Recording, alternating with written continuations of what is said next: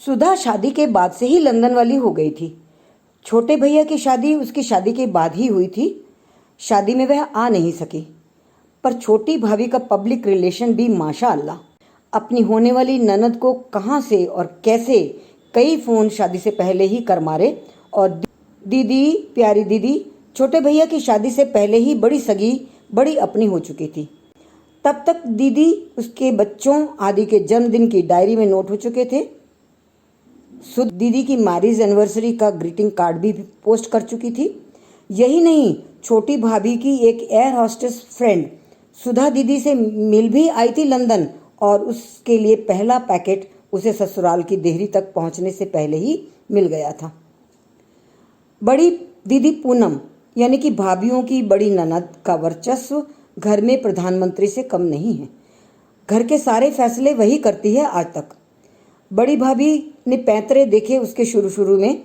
भैया दूज पर एक बड़े ही सुंदर प्लास्टिक के डिब्बे में बचे खुचे बिस्कुट लेकर आई थी। ताकती रही कि वह क्या करती है। जब भाभी ने डिब्बे में ज़्यादा रुचि नहीं दिखाई और अपने कमरे में नहीं उठा कर ले गई, चुपचाप माँ को स्टोर में ले जाकर डिब्बा खाली कर अपने बैग में डाल लिया। तभी बड़ी भाभी उसकी मानसिकता पढ़ ले गई थी। अधकचरी चालाकियों समझदार समझने वाली ननद को समझदार होने का गुमान बना रहने दिया। बड़ी का रुतबा बनाए रखने वाली पूनम बड़ी भाभी को बुद्धू ही समझती रही। पर छोटी भाभी ने आते ही उसी को जो चकमे देने शुरू कर दिए तो उसे अपनी कुर्सी खिसकती नजर आने लगी। उसे छोटी भाभी का अपनी बहन सुधा से नज़दीकी रिश्ते गाड़ना भाया तो नहीं, पर किसी तरह हलक से उतारकर इतना भर ही बोली, बहुत तेज है ये तो। पर अंदर से छोटी भाभी के उस लाल गुदगुदे प्योर लेदर के पर्स को देख अपनी सिकुड़ती फैलती अंतड़ियों में उठते दर्द को सहलाती रही। कई बहानों से कह गई, बहुत सुंदर है पर्स। और क्या भेजा सुधा ने? भाभी की बड़ी बड़ी आंखों ने बड़ी दुनिया देखी है। भांप गई ननद की डाह को, थोड़ा मुस्कराई और 2 लिपस्टिक उठा लाई। जानती थी उनमें से एक तो हड़ा पी ली जाएगी, सो तीसरी मोव कलर की लिपस्टिक बाहर निकाली ही नहीं। एक लिपस्टिक उदारता से पूनम दीदी के आगे बढ़ा दी। आखिर नई थी वह घर में, कुछ तो त्याग करना ही पड़ना था ना। कोई बात नहीं, वक्त आने दे, सारा हिसाब कर लेगी सोचकर उसने अगले मौके तक के लिए एक लिपस्टिक अमानत कर दी। सुधा को लंदन जाते ही एक नॉन रेजिडेंट इंडियन की फैक्ट्री में बहुत अच्छी नौकरी मिल गई थी। सुंदर तो थी ही, माहौल ने स्मार्ट भी बना दिया। मध्यम वर्गीय परिवार से हिरासत में मिली ईमानदारी फैक्ट्री के मालिक ने जल्दी ही भांप लिया। विश्वास किया जा सकता है। उसकी लगन को देख सब अंदर बाहर थमा दिया। बस कुछ ही दिनों में कई उपहार स्थानांतरित होने लगे। कोई लंदन से इंडिया आने वाला मिले, एक पैकेट दिल्ली के लिए रवाना हो जाता। मम्मी डैडी के लिए कैप्सूल, बादाम, हवाई चप्पलें, कार्डिगन, ट्रैक सूट, हैंडबैग, कैमरे वाली टॉकी घड़ियाँ, क्या कुछ नहीं। शुरू में मम्मी डैडी का संस्कार, बेटी की कमाई की चीज़ें, पर फिर धीरे धीरे भीतर से आवाज़ आनी बंद हो गई। होते होते ये हो गया कि अब लंदन से आने वालों की राह देखी जाने लगी।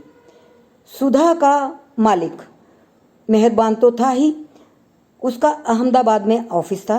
वो आते जाते सभी गिफ्ट अपनी तरफ से खरीद कर परिवार को देता रहा और परिवार के लोग निहाल होते रहे। फिर घर के सदस्य बढ़ने लगे। छोटे बच्चे घर में आ गए। भला भतीजे भतीजियों के लिए नन्हे कपड़ों खिलौनों की क्या कमी बुआ के पास।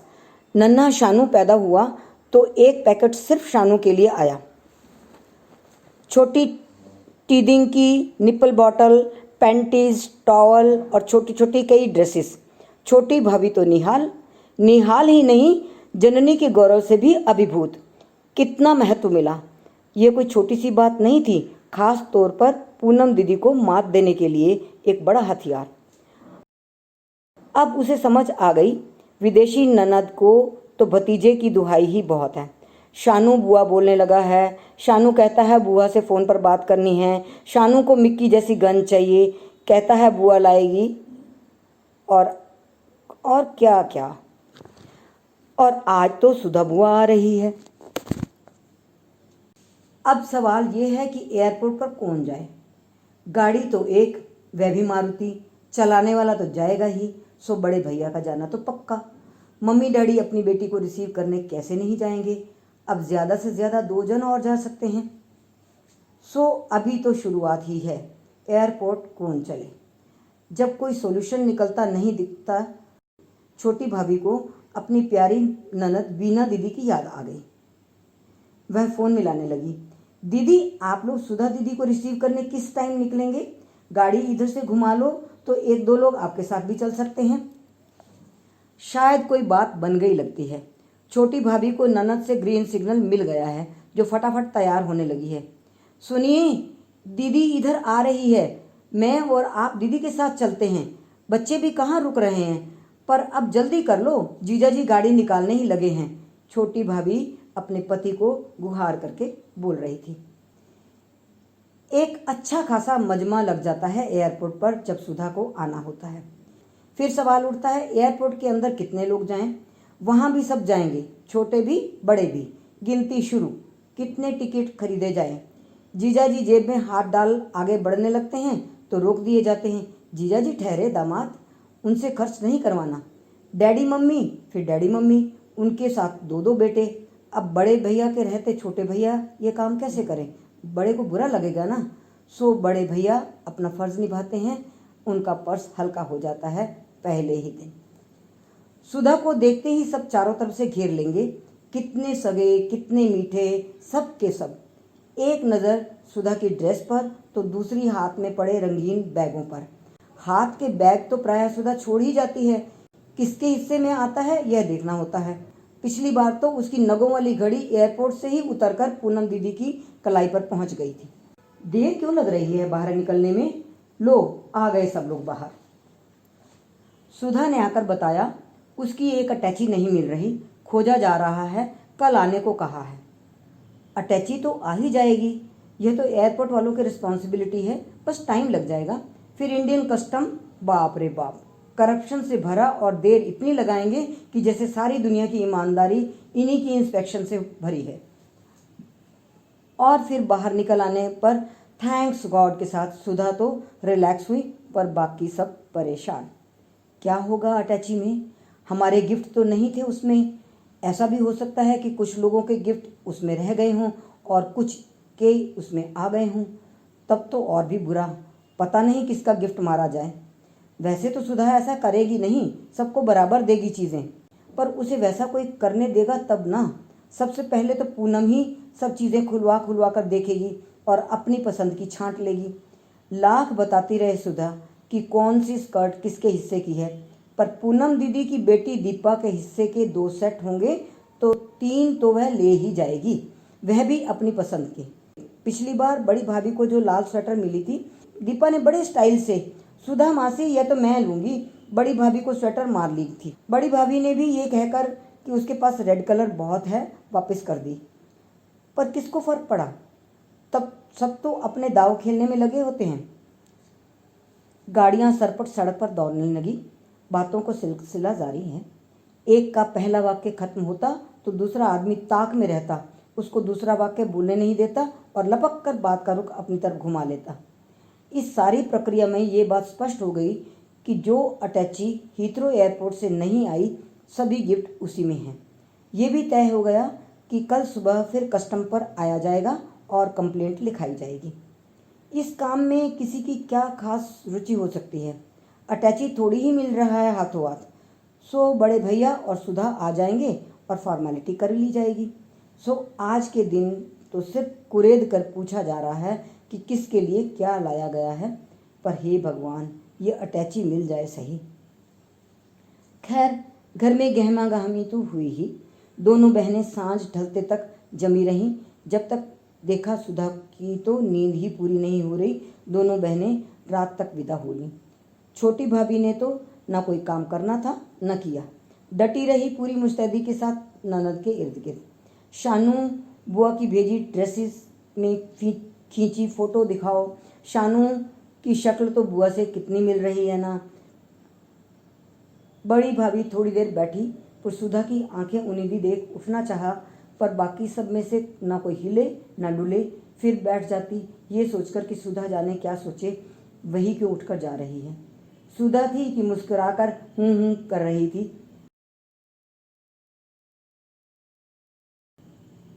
सुधा और गगन ऊपर ही सोए आज। बच्चे सब नीचे धमाचौकड़ी मचाते रहे। बड़ी भाभी पानी का फ्लास्क भर उनके कमरे में रखने जाते जाते दरवाजे पर अटक गई। क्या बातें हो रही थी सुधा और उसके पति गगन के बीच में? सुधा ही बोल रही थी शायद। हाँ, सुधा ही थी। यूं तो गगन, पिछली बार जो सूट मैंने वीना के लिए भेजा था ना और गुम हो गया था, वो मिल गया। गगन हैरान, कहाँ मिला? सो फनी ना, this was Poonam didis trick. उसे अच्छा नहीं लगा कि मैंने वीना दीदी के लिए एक्स्ट्रा क्यों भेजा। बड़े भैया की शर्ट भी पार कर ली। शी डज नॉट रियलाइज कि हम वीना को कितना आदर करते हैं। हमारे पीछे पापा बीजी का पूरा ध्यान वीना ही रखती है। टेलीफोन, बिजली के बिल पे करना और छोटी छोटी सब बातें कभी भी खर्च करने से पीछे नहीं हटती। बट बड़े जीजा जी, as usual, why she more, why should she get more? उनका तो यही रवैया रहता है ना। गगन थोड़ा हैरान, but this is very wrong. पता कैसे चला फिर? वो तो कह रहे थे गोवा बीच पर किसी ने निकाल लिए थे। All cooked stories. बॉम्बे से जीजाजी ही पैकेट लेकर आए थे ना। बस कह दिया मैं बीच पर ड्रिंक कर गया ज़्यादा दोस्तों के साथ, पता नहीं चला कहाँ रह गया, वगैरह वगैरह। अब किसने बताया? गगन को हैरानी थी। छोटी भाभी भाप गई थी। उसने वीना को अपना शक कह दिया।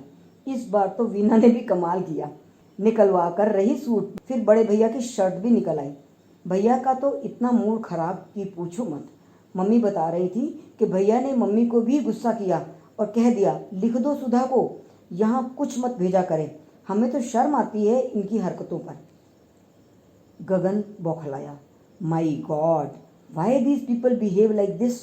आई अंडरस्टैंड, वीना मेरे बीजी बाबूजी का बहुत ध्यान रखती है, हमारे पीछे कौन ध्यान रखेगा उनका?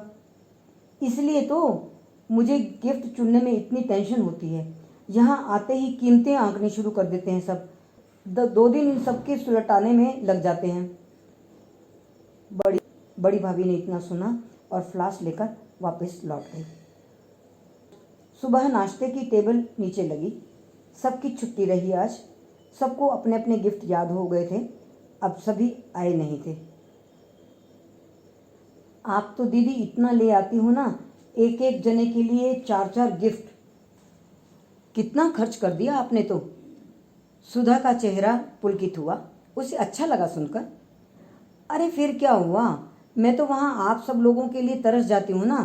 फिर मैं कौन सा एक दिन में खर्च करती हूँ वहाँ तो साल भर कहीं ना कहीं सेल लगती रहती है। Every item 1 point. क्या होता है 1 पॉइंट? पेपर में आ जाता है। कहाँ क्या सेल है? फिर कुछ भी मिले ले लो। इंडिया में तो सब चलता है ना। ये वॉकमैन, कैमरा, सब चीज़ें ऐसे ही तो खरीदती हूँ। पता है यहाँ तो आप लोग ऐसे लुटेंगे। I mean you will like this. Sudha ने बात बदलने की कोशिश ज़रूर की, पर यह तो साफ था कि इंडिया में क्या व्यवहार होगा इन सब चीज़ों के साथ वह यह अच्छी तरह से जानती है। इसलिए स्टैंडर्ड सब स्टैंडर्ड यहाँ के लोगों के लिए मायने नहीं रखता। खोई हुई अटैची 2 दिन तक गुपचुप चर्चा का विषय रही। आखिर एयरपोर्ट से कॉल आया, आपका सूटकेस आ गया है। तय ये होता है बड़े भैया जाएंगे सुधा के साथ। वैसे भी भैया ने 1 हफ्ते की छुट्टी ले ही रखी थी। सुधा को मिलने मिलाने जाना था सब जगह। सो उसने सुधा को मैसेज दिया और तैयार होने के लिए कहा। बड़े भैया ने अपने फ्रेंड को भी फ़ोन कर दिया था कि कस्टम पर ज़रा ध्यान रख ले, उसका दुबई से आज ही कार्गो आने वाला है। सो उसकी ड्यूटी है ही आज, तो वो ध्यान रख लेगा। सुधा न बोली हाँ न ना। सुधा और मम्मी लगे हैं फ़ोन पर। क्या हो रहा है इतनी देर से, सब समझ से बाहर। आखिर 1 कदम आगे 1 कदम पीछे गाड़ी में बैठ तो गई सुधा, पर मम्मी को भी साथ खींचे। आप चलो ना मम्मी, मैं तो ऐसे ही फंस जाती हूँ बीच में। दीदी और जीजा जी पता नहीं क्या चाहते हैं। इतनी मुश्किल से फ़ोन छोड़कर आई हूँ, दीदी छोड़ ही नहीं रही थी। मैं तो अकेली नहीं जाती। सो मम्मी भी साथ चली। कोई 3-4 घंटे बाद भैया लौटे, खाली हाथ। छोटी भाभी जो खिड़की के पास थी झट से बाहर आई। दीदी कहाँ हैं? भैया क्या हुआ? मिला सूटकेस? हाँ मिल गया, भैया ने कहा। फिर कहाँ है सुधा दीदी और मम्मी? प्रवीण जीजा के साथ पूनम के घर गए हैं दोनों, सुबह आएंगे। प्रवीण जीजा के साथ? कहाँ, कैसे? अब मैं तो नहीं जानता, बड़े भैया ने जवाब दिया। पूनम भी थी साथ। चारों किस बात पर उलझे रहे मुझे नहीं पता, पर पूनम जिद करके ले गई है उन्हें। और अटैची? छोटी भाभी की आंखें फैल गई।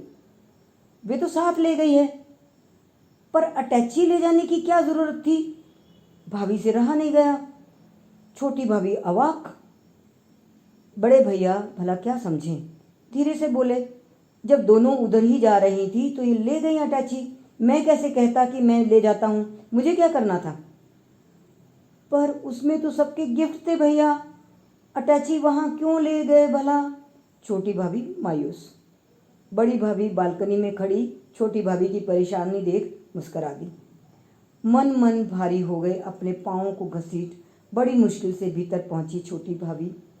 तब से चिपकी है फोन के साथ। सुधा दीदी, लो शानू से बात करो, शानू रो रहा है, बुआ बुआ बुला रहा है। बुआ कब आएगी? क्यों चली गई बुआ? लंदन वाली बुआ।